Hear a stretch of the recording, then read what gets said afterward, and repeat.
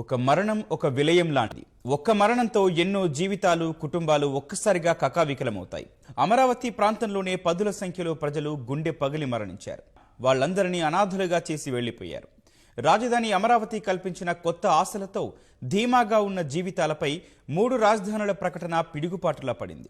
ఒక్కసారిగా 29 గ్రామాల ప్రజల ఆశలన్నీ ఆవిరయ్యాయి. కొందరు కుంగుబాటుతో గుండె నిబ్బరం కోల్పోయి ప్రాణాలు కోల్పోయారు.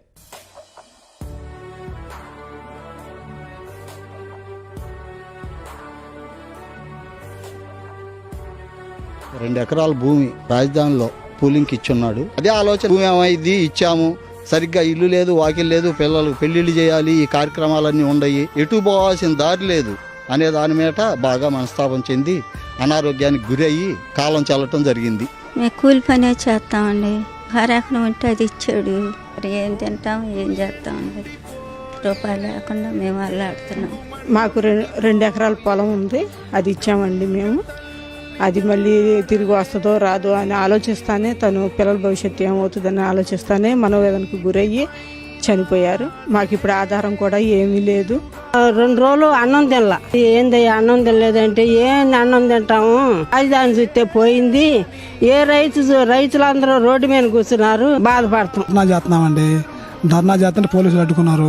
లారీలు ఎక్కించేడికి అమ్మగారు చూసి భయపడి చనిపోయిందండి. ధర్నాకు అది ఇల్లు వస్తున్నాడు. పిల్లల్ని ఇల్లు కూడా అద్దెకిచ్చుకొని అద్దె డబ్బులతో, ఆయన పనికి వెళ్ళి వచ్చే డబ్బులతో బతికే వాళ్ళని చదివించుకునేవాళ్ళం ప్రైవేట్ స్కూల్లోనే. ఏం జరిగిందండి ఏంటి అని అడిగితే, ఏది పోయింది అంటున్నారు, అన్ని సామాన్లు కూడా తోలేస్తున్నారంటే ఇది అదని చెప్పాడు. అదే టెన్షన్తో ఇది అయ్యాడని చెప్పారండి డాక్టర్ గారు. అయితే చనిపోవడానికి కారణం, మేము రాజధానికి పొలం ఇచ్చామండి, మళ్ళీ ఇక్కడేం రాజధాని లేదన్నారు. మా అమ్మ హెల్త్ బాగోలేదు, మా నాయనతో చనిపోయారు.